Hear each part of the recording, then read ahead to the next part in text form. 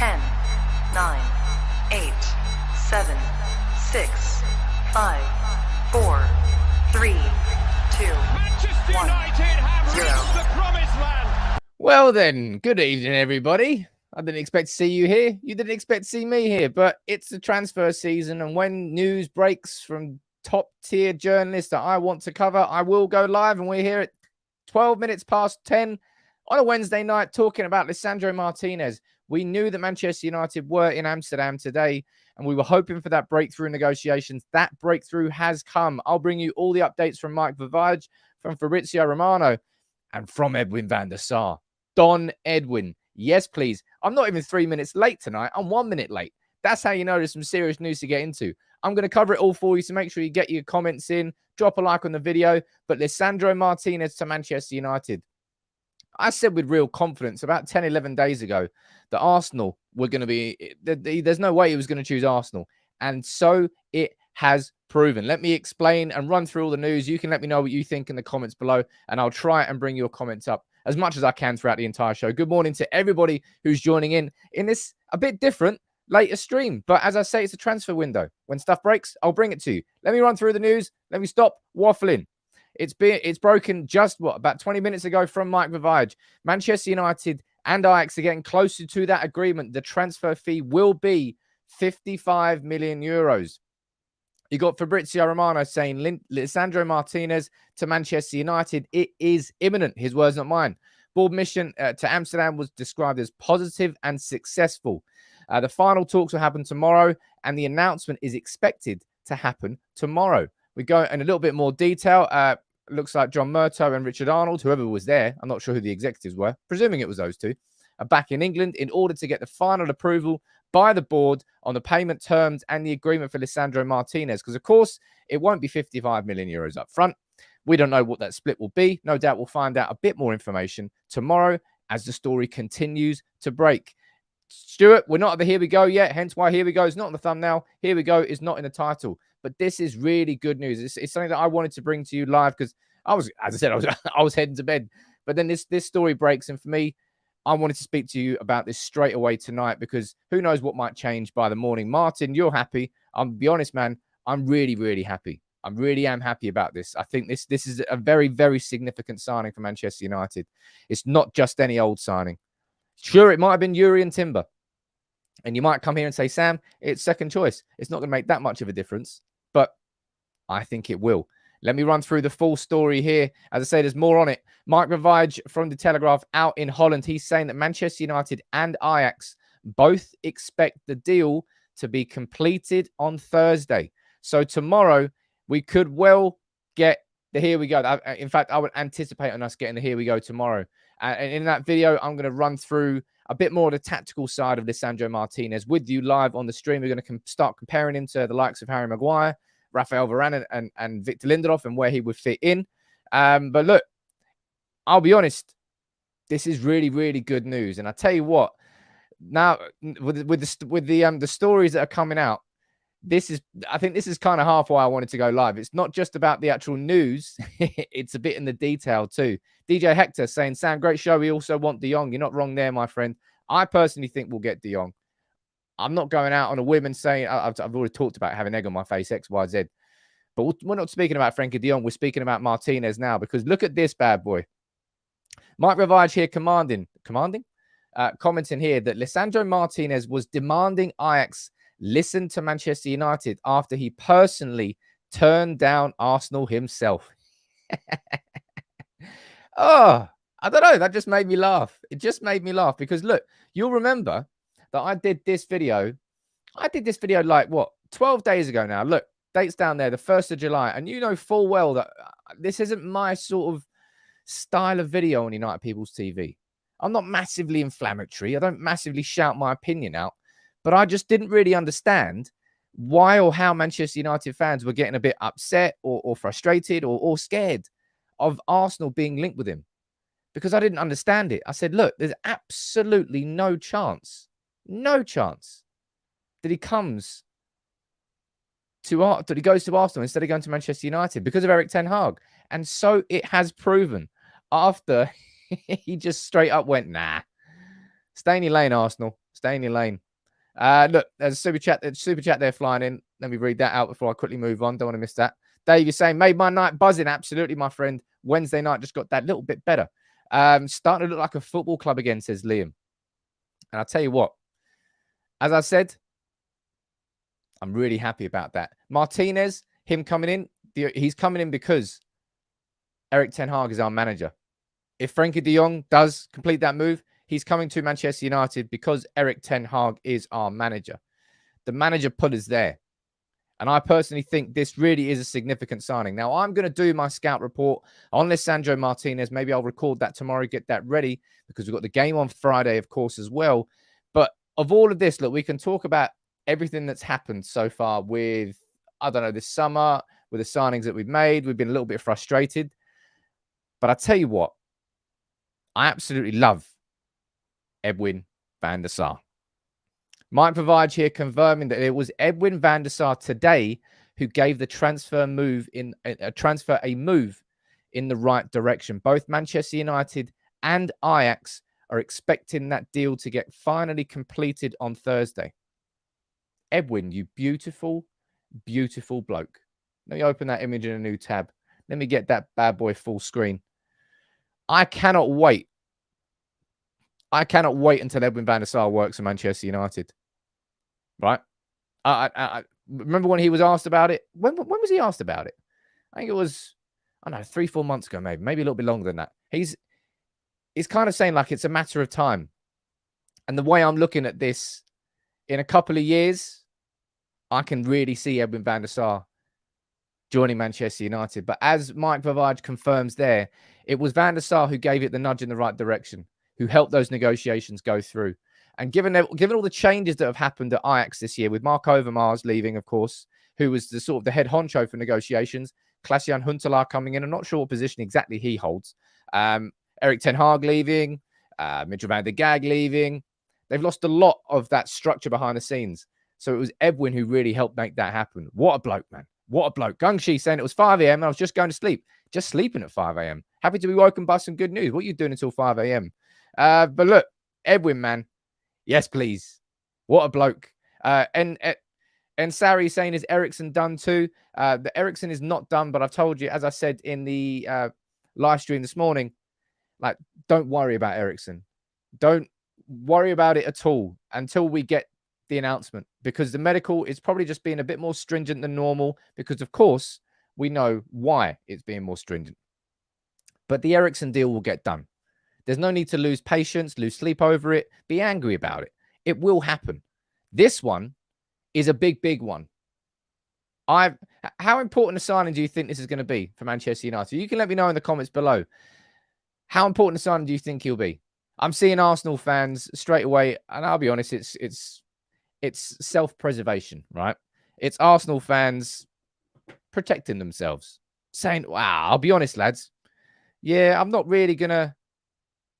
No, we shouldn't spend 40, 50 million on a backup. There's no way that he was going to be a backup for Arsenal. He was going to start in centre-back, left-back, or central defensive midfield, and that's something else I want to speak about in my video I'm going to do on Lisandro Martinez. Sorry, people are talking about gifted subs again, so I've got to quickly check it out. Sigmund, my friend, you're here firing in. What a bloke. Sigmund, thank you very much for health and community. Mate, what a bloke. Seriously, what a bloke. And even nicer, Sigmund, I wanted to give him a shirt as a thank you, but Sigmund has told me to send it to somebody else. What a guy. Absolute dude. Down there, what you're saying, Mark. Sorry, your comment there just got... Where is it saying? Mark on Facebook, you're saying, hi, Sam. Looks like we're getting things done. It's been a rocky road, but we're getting there. And I will say what my immediate reaction to that, Mark, is the words I've been saying to everybody here on the channel. I think we're all going to be happy at the end of the transfer window. I know that the film that we've been watching has been frustrating. A lot of frustration, a lot of ups and downs and tons of speed bumps and basically running into brick walls sometimes. But I said, and I've maintained that I think we'll be happy at the end of the window. If we get Malacia done, that's through, and that's a good signing. It's not a game-changing signing, but it's a signing which could improve our starting 11 as the season goes on. Martinez massively improves our starting 11. I'm going to head to the tactics board in a minute. We'll have a little bit of a conversation tonight and then a little bit more conversation tomorrow morning. But I think Martinez is a fantastic, a perfect signing, because you saw in that game against Liverpool, you saw where the weakness was. We still didn't have that ball. We need that ball playing centre back for this Ten Hag system to work. And if you had Frankie de Jong in there, mamma mia. Oi, don't know why I turned Italian. Jacob, you're saying Malacia, Martinez, Eriksen, and de Jong would be a great summer. I think it would be as well. Shoulder, you're down here sort of trying to mute the party, saying, am I the only one that's not buzzing? Many Champions League clubs looking for centre-backs. We are paying 50 million for a player no big ones are in for. Well, no big clubs in for Frankie de Jong. Does that mean he's a bad player? Not necessarily. And honestly, and I say this respectfully to other clubs, I don't give a shit what they're doing. Do I think that Kalidou Koulibaly would have been the perfect signing for us this summer? No, I do not. Previously, it may well have been. But no, I do not think that anymore. I like Martinez because he's the profile, and it's that buzzword. You might get bored of it by the end of the summer, but it's true. The profile of the players is so important. That's why Tyrell Malacia was signed. That's why Lisandro Martinez is being signed, because he fits a certain profile of the exact sort of player, lost my words there, that Erik Ten Hag wants. And I think he'll make a big difference to our system. That's what we're doing. We're making system signings. It's like you can see where the holes are and you're trying to plug that hole. Koulibaly wouldn't have plugged that hole. De Ligt would have. We weren't going to be paying 80 million for him. And I don't know what the other centre-backs were. Pau Torres, remember we were linked with him? That didn't go anywhere. Rory, thank you very much for Super Chat, buddy. What are you saying? You're saying Ari, Frankie de Jong. You're saying it will happen. Barca just bought Rafinha and Koundé, but they can't register. Have they bought Koundé? I think they're buying him. They think they're in with them. I'm not sure they bought him. But they can't register them until they sell Frankie de Jong. They will cave and they will pay him out. Else they wasted 100. Look, man, I stand pretty firm on that, Rory. The fact that I do not think that Frankie de Jong will play for Barcelona next season. It's what my gut instinct is telling me. That's why I think so anyway. There's another super chat flying in there. I don't want to miss any. Galib saying, do you think we'll go for Anthony after all? If you joined in my streams in the morning, every morning, I basically say the same thing every time. I don't think we're going to go after Anthony. I think this situation with Martinez, and maybe that would have been part of the conversations that Edwin van der Sar is having with them, saying, look, Martinez will get that done, but just stay away from Anthony. I don't know whether that was, we can only assume whether that's right or wrong. But I think the price of Martinez, the fact that Ajax squeezed us for a bit more, I don't think we'll make that same leap. If we wanted to go after Anthony, we wouldn't pay 80 million euros for him. Look, Raheem Sterling just completed his move to Chelsea today. 27-year-old, multiple Premier League winning, absolute top level, probably world-class player, £45 million from City to Chelsea. There's no way that we're paying 80 million euros for Anthony. That, honestly, just park it. It's not happening. Now, I don't know who else we're going to be looking at, whether it's going to be a pure striker, someone like Sasa Kaladzic, who I've covered already, or someone who's a right winger. I've got no idea. But my gut is telling me we're not going to go after Anthony. Bishal saying, look, I've been following how to become part of the community. Anybody who's not part of the community, it's free to join. It's dead easy. Let me just leave the link in the description here, because maybe there's plenty of you that are joining in, because it's a late stream. There's quite a lot of you new names here. Maybe you haven't joined in before. Welcome to United People's TV. It's a genuine community. Join the Telegram. It's free. Go over there. And if you become a member, you get access to the separate members group as well. And it's great in there too. Jacob saying, huge fan. Thank you very much, buddy. We should have hijacked a deal for what? I don't know. I'd include Elanga in the answer. Come on, Anthony. That's unfair. I personally think Sterling is going to be one of these signings of the summer. It goes to show how good City know they are and feel they are, that they can sell Sterling to Chelsea. And maybe Nathan Ake as well. I won't be too scared about that. He is coming to sit on the bench. Play him. He is not coming to sit on the bench. Play him with the Varane and drop Maguire. Let's quickly head over to the tactics board then, right? And let's take a look at where he fits in. Because, of course, it seems quite straightforward, doesn't it? It seems quite straightforward. Well, I suppose it's straightforward when you don't have Harry Maguire in the conversation. Because he's a left centre-back. That will be where Martinez plays, right? That's where Martinez is going to play. Who's going to play alongside him is the question. Are you really? It's going to be now. Harry Maguire's got to go up against Raphael Varane. And I'll be honest, part of me is just a bit fearful that Varane's just going to have the same sort of season again. that Varane's injury problems are going to come back again. If they don't, and we get Champions League Varane, then Harry Maguire, my friend, there's no room for you at the inn. But is he really going to make Harry Maguire captain and then drop him? I'm not sure. The Society saying, am I the only one that thinks Ten Hag can turn McTominay into a top 4 midfielder? It's lonely out here. Concept looks tight and the press is reliable. Yeah, I mean, we saw McTominay there against Liverpool. Yeah, a lot to be desired there. I think he's still going to learn that role. Robert, you're saying there's a lot of crap posted on Telegram. No mods. There are mods. There's plenty of mods on there. But I suppose if the mods are joining in, maybe we need a bit more on there. I apologize if it's not good enough on there at the moment, but the community is growing and I'm trying to help grow the mod community too because we need more faces in there to help keep it going. Astro say never make it to the morning streams because they're live at 5 in the morning. You got to get up at 5 in the morning, my friend. But look, anybody who's just joining in there, welcome aboard. It's a different late evening stream, but I had to go live because it was breaking news. Well, I didn't have to, but I wanted to because I'm excited about it. I'm excited about Martinez to Manchester United. Mike Vivage confirming that deal there is now on the verge of being completed. Fabrizio Romano using the word imminent. We go over here.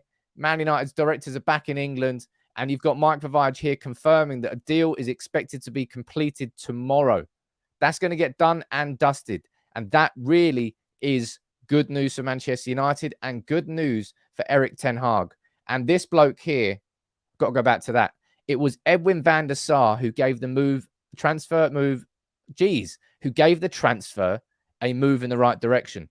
Both Manchester United and Ajax are expecting that deal on Thursday. Yes, please, man. Yes, please. Happy days. Edwin van der Sar, you beautiful Dutch man. And beautiful Argentinian man. But Lisandro Martinez, look, I'm sure there's going to be centre-backs in the Premier League who prove to be better than him across the course of the season. But Lisandro Martinez, for what Erik ten Hag is doing, for what Erik ten Hag is building, he's the perfect centre-back. He really is. Of course, he knows the Erik ten Hag system inside out. It's going to be very curious, right? And this, for me personally, is why it's why I was a bit confused, I'll be honest, by Erik ten Hag announcing that Harry Maguire was captain. Because what if Lisandro Martinez comes in and has an absolute stormer for 3 months? Has a stormer for 3 months. And plays like a captain for Manchester United whilst Harry Maguire sort of cowers into the shadows. Hypothetical, of course. But it's interesting. I thought that was an interesting choice because Martinez is going to play in that sort of perfect position for a captain. A ball-playing centre-back who's going to come out, lead the midfield, lead by examples, and positionally as well. I think it's just such a crucial signing. It's him and De Jong. Martinez and De Jong are the two players. I'm looking at this system. I'm looking at the squad that we've got. I'm looking at the strengths that we've got there, and I'm looking at the weaknesses that we can't resolve in this current squad.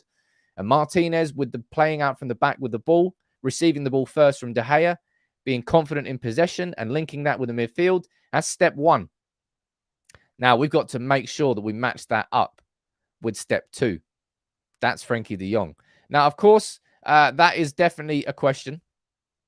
And I will probably do a separate video on this because he has spent an entire year playing under Erik ten Hag in this position. Let me just move these around there. He's played an entire season as a central defensive midfielder. So maybe you'll get this as Manchester United's defense and midfield setup. You could get Martinez operating in that position there. Now, I personally don't really expect it. But maybe sometimes you expect the unexpected. With Martinez, he does come with some real versatility. Right? He comes with that versatility and he will be able to operate in that role if or when he's needed. Now, Erik ten Hag has sort of spoken about that previously. He set himself up and he said, look, he can play there, but he's not really got the stamina to play in midfield for the full game. He's better operating as a left centre-back, and that is exactly where he plays. But let's see. let's see, because it's certainly an interesting one. I think so anyway. Brandon saying, just got home. What have I missed? We've got not got here we go. It's not here we go. But as I said, we've got a confirmation from Mike Vivage, from Fabrizio Romano, that this deal is expected to get done in the morning. We'll get that here we go tomorrow. And the reason I wanted to go live really was to was to talk about these two things, which I will talk about again. Lisandro Martinez was demanding Ajax listen to United after he personally turned down Arsenal himself. I mean, that's one way to endear yourself to United fans straight away. Good choice. Smart choice there all round. And I, as I said, I covered this a while ago, and I said, look, people, I don't know why you're worrying so much about Arsenal. I said, there's no chance he chooses Arsenal ahead of United when the two offers are on the table next to each other. And so it has proven. Sometimes, honestly, I do know what I'm talking about. And if, as I said, one of those videos is I don't normally do, but I felt I had such an utter confidence in the fact that he wouldn't choose Arsenal over United. I did it.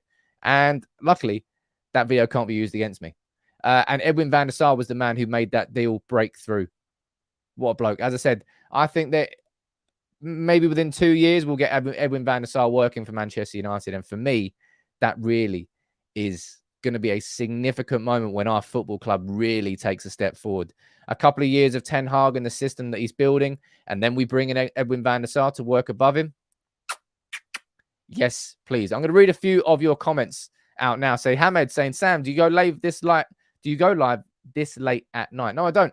It's 10:30 now. I went live because of the news breaking. As I said, it's transfer season. You know when I go live. I go live at 9:30 a.m. UK time, Monday to Friday. But when stories break, I will always bring them to you here on United People's TV. And I felt there was enough there tonight to come and bring you a bit of a break-in, a bit of a different show. And that's why I did it. I'm trying to read as many as possible. Sean saying, have you seen all the comments coming through? I tried to, but there's a lot of comments coming here. I think that Brobby conversation is a bit, it's just one of those players that we've been linked with, like, what, 115, 120 players now in the summer. I think we can just add him to that list. I'll be honest. Ziyech and Sangare for the same price as Anthony. I mean, you know, I've covered the Sangare story. 37 million euro release clause. Hakim Ziyech, he's already said he's going to be leaving Chelsea. He played under Erik Ten Hag at Ajax, probably in their best team in 2018-19. If we're looking at Anthony, you'd have a conversation about Ziyech as well, wouldn't you? I don't know. I think so. Thank you very much, everybody, for joining. Look, as I say, I'm glad you appreciate it. I love doing it. I love the genuine community, the good people that are in the comments and the good people that seem to be enjoying the content. And the one thing that stood out to me over the last few weeks that's put a big smile on my face is the fact that the content that's doing the best is the informed content, the content with a bit of research, the content that I think there's not enough of on YouTube. Because it's very easy to do shouty, loud. Well, I wouldn't say it's easy to do interactive shows because it's quite difficult to be able to speak and interact at the same time. It's got its own niche, but I like to do a bit of everything. So I'm glad it's all going and being received well, I suppose. Mike, how you doing, buddy? Sam, would you take Traore from Barca, who played for Wolves, as an alternative for Anthony? Heard Everton after him for 10 mil. Traore, Mr. Vaseline man, or baby oil, whatever it is. He greases himself up before he goes on the pitch. Traore, if you're looking at what Erik Ten Hag is building, he's building towards wingers who cut inside. Traore is not that guy. Traore is a guy that's going to literally leg it to the outside and whip in across. He's got a purpose, but I don't think he's the style of centre-back. Sorry, style of winger that Erik Ten Hag wants. Sue, nice to see you there. Maybe Erik Ten Hag is buying us a year without CDM. Martinez will go for 1 more year. Gives Maguire maybe 1 more year. I mean, it's an interesting thought. It's a versatile signing. And there are different positions where he could be playing. I personally think he's going to play left centre-back, but I'm going to do a video because we're going to have a conversation about Martinez. But look, as I said, a bit different here. I felt like going live. And look, yeah, there is a big smile on my face, clearly, because I've tried to maintain. Like, we've had a lot of frustration through this window, sitting there, jealously watching other clubs do their transfer business while we try and haggle and negotiate and get stuck in these weird transfer sagas. That's why United are like attracted to them like a magnet. But I've always maintained that I think we'll be happy at the end of the window. And if this week, and this could happen very easily, and it probably should, if this week ends with Manchester United having deals completed and players signed in Tyrell Malacia, Lisandro Martinez, and Christian Eriksen, on top of the fact that Cavani, Pogba, Mata, Lingard, and Matic have all left the club. Dean Henderson's gone out on loan. Our squad is shaping up. And that 4-0 win over Liverpool, it's a preseason game, but wow, what a start. That's the perfect start. And it might not be the biggest thing in the world, but I tell you what, it would have been the biggest thing in the world. Had we lost that game 4-0, the papers would have annihilated us. But the fact that we won 4-0, we're not allowed to talk about it. Double standards, but that's always been the way with Manchester United in the press. Society, what you're saying, where would you like to see Lisandro Martinez played? As I say, I want him to be played in what is clearly his most natural position. That's left centre-back. And we need a player at left centre-back. If we were top draw at centre-back, then yeah, I would shift him into midfield, but we wouldn't go and sign him for 50 mil, would we? No chance. Play him left centre-back. But if we need to, there's going to be games, maybe times, where we need to maybe shift him into midfield. He can do a bit of both, but it just strikes me as he will play there. Turn the corner, bro. The corner was always going to be turned. I've told you. I think, well, maybe I didn't tell you, but the corner I felt was always going to be turned at some point. Mike Burn, you down there saying I missed a super chat. I'm pretty sure I just read it out. Let me just go up there and see if you just sent another one in. No, I didn't. I read the whole thing out and gave a little comment on Traore. Coro, it will be confirmed tomorrow. And as I said, tomorrow, I'm going to confirm it, come live with you when that news breaks. And when it does break, I'm also going to run through and bring up the stats comparing Lisandro Martinez to Harry Maguire, to Rafael Varane, to Victor Lindelof. Where are his strengths compared to them? Where will he fit into this team? I'm going to do that tomorrow because I know you're all going to be interested in that one. And he's saying if Liverpool won, they've been hyping up like it was a Champions Ballon World League Cup. I mean, you tried too hard there. They wouldn't be doing that, but they would be massively slating Manchester United. They will be questioning whether Erik ten Hag is doing, whether the players are revolting against his system. You can imagine the headlines that would have happened had we lost that game 4-0. It's just, it would have happened, guaranteed. Michael, you're saying you called it, Sam. The way things are going, we fans might just be satisfied with the window. We will be, man. Michael, I think we will be. I really, really have that confidence that we will be. And again, that's a personal opinion. That's not an in the know. It's just from what I'm looking at. I know that we're still got so much to learn. But I tell you what, there's one thing we got to do. You know what it is. We're gonna do it anyway. We're gonna do it anyway. We're gonna do it anyway. We're gonna do it anyway. There you go. We'll wrap that up for tonight, I think. Look, half an hour, a nice, quick, to the point, no wasting any time. I'll go through one more run through for anybody who's just joining in. We've got Mike Vavage confirming that Man United had that breakthrough with the negotiations with Ajax today. Fabrizio Romano saying the deal is imminent, and both of them saying, look, the deal's going to be completed tomorrow. He rejected Arsenal. Unlucky Arsenal. Edwin van der Sar, he played a key role in getting that transfer done. That's big news. I love you, Edwin. Yeah, I do. And Martinez, I think it's a fabulous signing. I really do.